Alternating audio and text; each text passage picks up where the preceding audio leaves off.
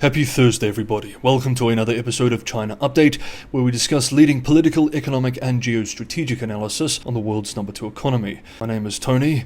I did try to take today off, but it's just been one of those weeks. There is a lot to cover, so let's jump in. And first up, US President Donald Trump has sparked controversy with new comments revealed in a book, 2024, which chronicles last year's presidential campaign. According to a recording obtained by the authors and published by CNN this week, the US president told donors at a fundraiser that he warned China's Xi Jinping against invading Taiwan by saying, quote, "If you go into Taiwan, I am going to bomb the shit out of Beijing." End quote. Trump added that Xi, quote, "thought I was crazy," end quote, but noted that we never had a problem. End quote, implying that the threat helped deter action. The remarks raised questions over whether the US president effectively abandoned the long-standing US policy of so-called strategic ambiguity toward Taiwan, under which Washington refuses to clarify how it would respond to a Chinese invasion. The bombshell audio, posted by CNN and available to listen to online, is likely to intensify debate over Trump's foreign policy style and its implications for US-China relations. Veteran China analyst Bill Bishop noted on the Revelation today, quote, "If Trump is telling the truth and not bragging for donors, the concept of strategic ambiguity over how the US might respond to a PRC attack on Taiwan is dead, no matter how staffers might try to walk it back. I think PRC policymakers always assumed the US would intervene, and former President Biden's repeated statements to that effect only confirmed that belief. But a threat from a sitting US president to bomb the shit out of Beijing has to be taken very seriously, and efforts to make the US think that it would be a very bad and dangerous idea would need to be accelerated." End quote. Next up, and speaking of top leadership, we continue our coverage of rumours that General Secretary Xi Jinping is in trouble at the top. Rumours which so far I have been quite sceptical of, but we've been following them nonetheless. Speculation has swirled around the June 2025 Chinese Politburo meeting, where members reviewed new, quote, regulations on party central decision-making, end quote. Online commentary and foreign media have seized on the readout to suggest a weakening of the General Secretary's grip on power, but political analysts argue that these interpretations miss the mark. Dr. Holly Snape, a leading scholar of Chinese politics, and specifically elite power politics, published a piece this week making this argument. Some of the more dramatic claims center on the idea that the new decision-making body is being established above Xi Jinping based on a misreading of the readout's opening line. Others suggest the new regulations could impose institutional constraints on Xi's authority. Both views, Snape argues, overlook long-standing political trends, the centralization of power within the Chinese Communist Party, and the formalization of party governance through internal rules, a process often referred to as rule-based rule of the party. Snape points out that rather than indicating a loss of control, the regulations likely reflect the party's ongoing efforts to refine how it exercises its already centralized power. The policy was first flagged in a 2023 intra-party legislative roadmap, suggesting that it has been in the works for over a year and is part of a broader institutional agenda. Subnational party bodies, including those in Shanxi, Chongqing, and Xinjiang, have echoed the language of the Politburo readout and pledged to implement its spirit, further reinforcing centralized authority rather than challenging it. These regional moves imply an internal tightening of governance rather than a shift in leadership dynamics. Rather than heralding political upheaval, the new regulations appear to be a routine step in codifying how the party's governance tools operate under Xi's leadership, as the party prepares for its next National Congress in 2027. The rumor mill will continue to churn, of course, but if there are any serious signs of trouble at the top, we will certainly cover it here on China Update. Next up, China's policymakers are turning their attention back to a long-standing sidelined issue, overcapacity. Once considered politically sensitive because the world used this as justification for trade restrictions, the term is now making a comeback in official discourse and expert commentary, reflecting deepening concern over disordered industrial competition and sluggish domestic demand as the country prepares for its 15 five-year plan, which will outline development priorities through 2030. This is an area area we've been following very closely on China Update over the last week or so. Overcapacity, the condition where industrial output far exceeds demand, has become particularly visible in sectors like solar panels and electric vehicles, as well as other key industries. Analysts say the situation has given rise to what is increasingly being described by Chinese authorities as involution-style competition, marked by intense price wars, shrinking profit margins, and destructive rivalries. Electric vehicle giant BYD's dramatic price cuts in May exemplified this trend in how it is disrupting once high-growth industries. According to economic advisor Yang Weimin, the upcoming 5-year plan must urgently rebalance policy to address not only demand-side weaknesses, but also oversupply in production. Yang stressed that supply-side adjustments should support consumption-oriented industries, particularly as efforts grow to reduce China's long-standing reliance on exports. That export dependence is increasingly seen as a liability.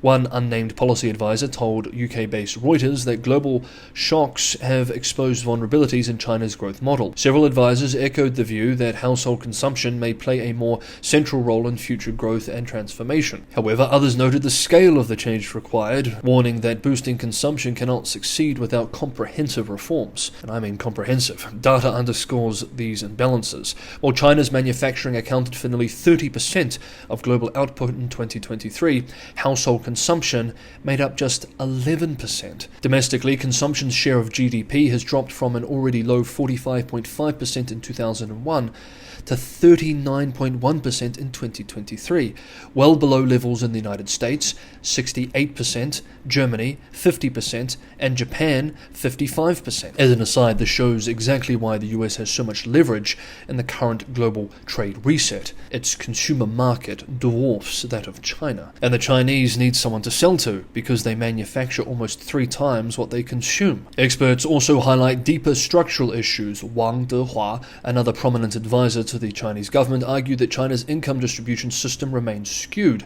Despite rising incomes, the wage share of primary income remains small, particularly for low earners. He called for a stronger government role in redistribution policies to address persistent inequality and raise household purchasing power. The current situation represents a dramatic reversal from recent official rhetoric. As recently as 2023, Xi Jinping denied that China faced an overcapacity problem, asserting the same in meetings with European leaders. But in recent weeks, government messaging has shifted. Articles in official publications, including the Communist Party's flagship ideology magazine, Qiu Shi, or Seeking Truth, have openly acknowledged overcapacity, while state media has begun criticizing involution and excessive consumption. This goes to show just how bad this problem is. They've been denying this for years now, and the consequences for admitting it is going to put their trade negotiations back. But obviously, experts are deeply concerned. Now, none of this should be a surprise to regular China Update viewers. We have been discussing these structural issues, including overcapacity, for years. These Chinese experts and top officials are just admitting what we've been covering here for some time now. Now, if you want to continue to be ahead of the curve when it comes to all things China, and you haven't subscribed to China Update yet, it may be worth considering this now. This rhetoric pivot is fueling speculation that Beijing is preparing a fresh round of supply-side reforms aimed at rationalizing capacity, curbing price wars, and stabilizing industries.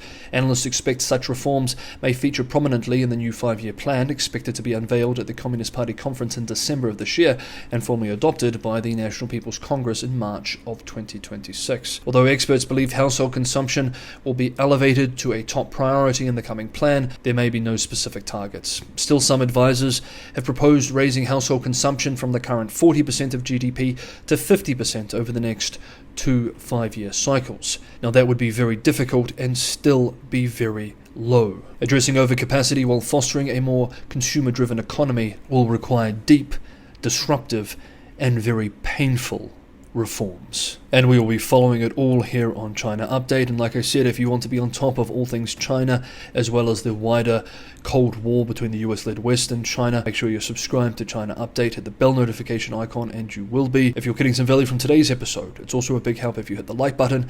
Patreon and Buy Me a Coffee links are also in the description for those who want to help keep the channel financially sustainable. This financial support unfortunately has dropped off over the last few months. I rely primarily on subscriber support to keep going, so that there is is not a corporate bias, so the channel is not primarily reliant on corporate support. So yes, this is also a tremendous help.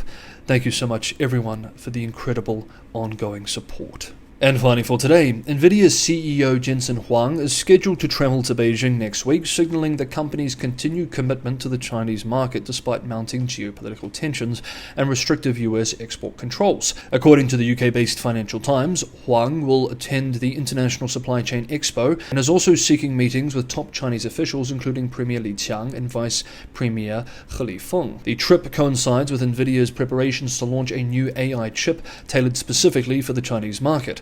The processor, expected to debut as early as September, is a modified version of the Blackwell RTX Pro 6000. It has been stripped of key technologies such as high bandwidth memory, HBM, and NVLink interconnects in order to comply with US regulations restricting the sale of advanced semiconductors to China. The US imposed these controls out of concern that high-performance AI chips could be used to enhance China's military capabilities. Huang's return to China follows an earlier visit in April, during which he also met senior government figures. This renewed engagement comes as Chinese technology companies continue to express strong interest in Nvidia's hardware, despite legal hurdles. A Bloomberg investigation recently unveiled that over 115,000 Nvidia AI chips are earmarked for installation in nearly 40 data centers across Western China, some potentially located in sensitive regions like Xinjiang. However, US officials have not approved the export licenses required for such a deployment, and Nvidia has denied any involvement in unauthorized chip sales. The company maintains that its products are tightly monitored and that constructing large-scale data centers using smuggled or